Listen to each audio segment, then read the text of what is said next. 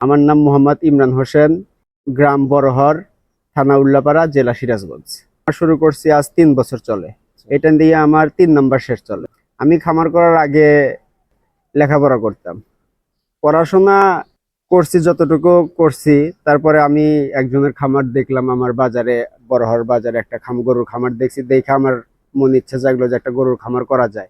চাকরি বাকরি তো ভাই এই যুগে সবাই করে, চাকরি বাকরি লোনের অধীনে করা, নিজের স্বাধীন মতো চলা যায় না। আমি আমার খামার সেক্টর, আমি নিজের স্বাধীন মতো কাজ করি। একবেলা কাজ করলেও আমাকে কেউ কিছু বলে না, না করলেও কেউ কিছু বলে না, নিজের স্বাধীন মতো চলাফেরা করি।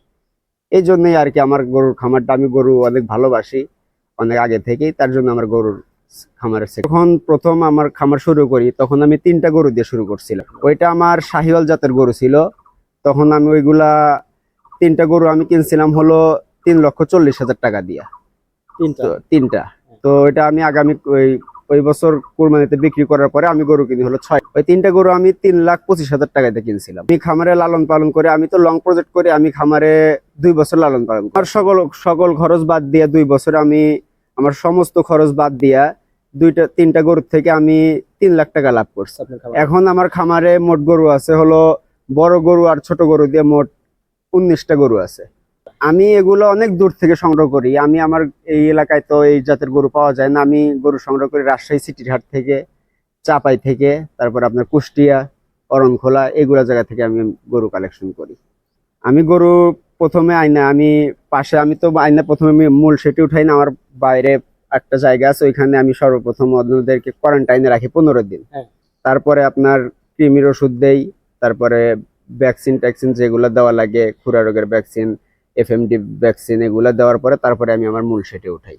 আমি কোরবানির উদ্দেশ্যে গরু লালন পালন করতেছি। আমি কোরবানির জন্য আমি 10টা গরু প্রস্তুত করছি। আল্লাহ যদি বাজার ভালো রাখে আমি 10টা গরু কোরবানির জন্য বিক্রি করব। আমি আমার গরুদেরকে খাদ্য তালিকা, আমি যেহেতু লং প্রজেক্ট করি, আমি ভেজাল কোনো কিছু, ব্রয়লারের ফিট অনেকেই খাওয়াই, আমি এগুলো খাওয়াই না। আমি 2 বছর 2.5 বছর করে একটা গরু লালন পালন করি।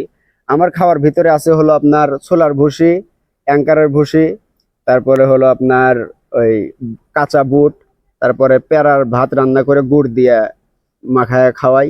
তারপরে প্যারাগনের আপনার ওই ভুসি মিক্সড আছে, তারপরে প্যারাগনের ক্যাটল ফিট আছে একটা, ওইটা খাওয়াই।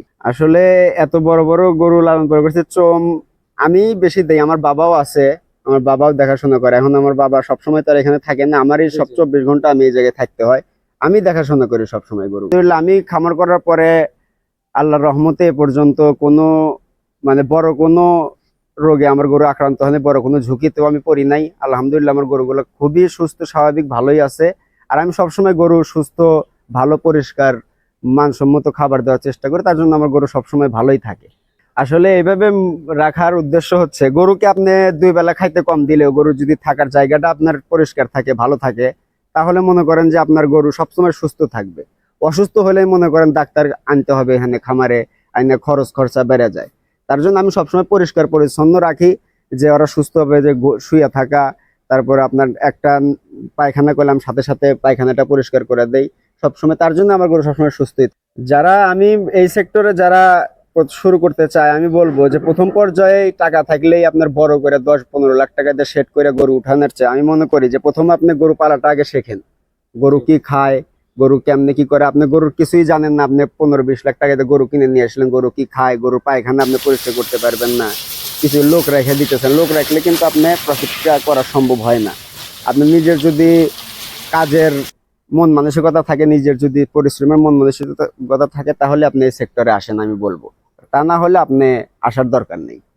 আপনার প্রথম পর্যায়ে ছোট আকারে শুরু করেন, আগে বোঝেন, তারপরে আপনি লাভ করে বড় করে করেন। থেকে যদি কেউ, আমার আশেপাশে আরো খামারিরা আছে আমার চেয়ে অনেক অভিজ্ঞ, যে কোনো কেউ খামার শুরু করার আগে অভিজ্ঞ কারো কাছ থেকে পরামর্শ নেওয়া অবশ্যই জরুরি। আর আমার কাছে যদি কেউ পরামর্শের জন্য আসে, তাহলে আমি তাকে সঠিক যেটা পরামর্শ সেটাই আমি দেওয়ার চেষ্টা করব।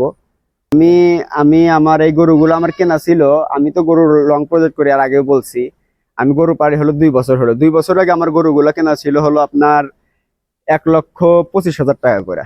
বাজার ভালো যায় আল্লাহর রহমতে, আল্লাহ যদি বাজার ভালো রাখে আমাদের এবার, তাহলে আমার 8টা গরু কোরবানির জন্য প্রস্তুত করা হয়েছে। 8টা গরু থেকে মিনিমাম 8 লাখ টাকা লাভ করব। আসলে গরুর সেক্টরে তো থাকা প্রায় 3-4 বছর হলো গরুর ভিতরেই থাকি। গরুর কথা না বুঝলে, ভাষা না বুঝলে আসলে কোনো কিছু বোঝা যায় না। আমি গরুর ভিতরে থাকি, গরুর কোনো সমস্যা হলে গরু দেখলেই বোঝা যায় যে গরু একসময় জাবর কাটাইতেছে না। জাবর যদি না কাটে তখন আমি দেখি কেন জাবর কাটাই না, কাহিনী কি। তখন আমি এটা একটু তার দিকে খেয়াল করে দেখি যে কোনো সমস্যা হয়েছে নাকি। যদি কোনো সমস্যা থাকে আমার পাশে ডাক্তার আছে, আমি ডাক্তারের পরামর্শ নেই, বা আমি নিজেও যদি কোনো মানে আমার আব্বা একটু অভিজ্ঞ লোক, তার কাছ থেকে কিছু পরামর্শ নিয়ে আমি তাৎক্ষণিক সেটার ব্যবস্থা নিই। আমার এই খামার নিয়ে ভবিষ্যৎ পরিকল্পনা আছে। এখন যে আমার খামারে গরু আছে, আমার সামনে ইচ্ছা আছে যে আমি আরো 100, 200, 500 গরু আমি লালন পালন করব ইনশাল্লাহ। এখন আমার খামারে বাৎসরিক আয় বলতে, আমি তো নিজেই পরিশ্রম করি, আমার তো লোকজন রাখতে হয় না। দেখা যায় যে আমার প্রফিটের পরিমাণটা বেশি থাকে, নিজে যে খাটি এইটা তো লাভ। বছরে প্রায় আমার খামার সেক্টর থেকে 7-8 লাখ টাকা আসে। খামারে আপনি প্রথম নজর দিতে হবে আপনার গরুর জাত। আপনি হাট থেকে যেটা গরু কিনতেছেন, আপনার এটার ফিউচার কি হবে, আপনার ভবিষ্যৎ কি হবে, এটা দেখে গরু কিনতে হবে।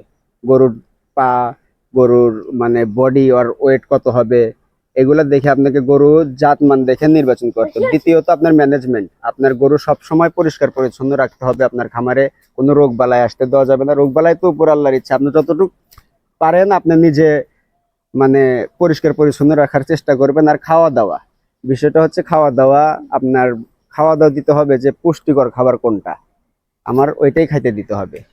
খাওয়া দাওয়া যদি সবকিছু ঠিক থাকে, 3টা জিনিস যদি ঠিক থাকে, তাহলে আপনি অবশ্যই প্রফিট করতে পারবেন। বিষয় হচ্ছে মেইন, গরুর সেক্টরের মেইন একটা বিষয় হচ্ছে ঘাস, কাঁচা ঘাস। এই ঘাসটা যদি আপনার পর্যাপ্ত না থাকে তাহলে আপনি ঝুঁকির মুখে পড়ে যাবেন। কারণ ঘাস হলো একটা খামারের মেইন, ঘাস ঘাস ঘাস, ঘাসই হলো মেইন একটা খামারের। ঘাস আপনি খামার শুরু করার আগে আমি বলবো আপনি ঘাস লাগান। ঘাস যদি আপনার পর্যাপ্ত থাকে তাহলে আপনার খামার আপনি লাভবান বেশি করতে পারবেন। কারণ আমার অভিজ্ঞতা আমি বলতেছি যে আমি আমার গরুকে যা খাওয়াই, আপনারা দেখতেছেন গরুগুলা, আমি আমার গরুকে খাওয়াই কাঁচা ঘাস আর দানাদার খাদ্য, ছোলার ভুসি, অ্যাঙ্কারের ভুসি। এইটাতে আমার গরু আলহামদুলিল্লাহ অনেক ভালো।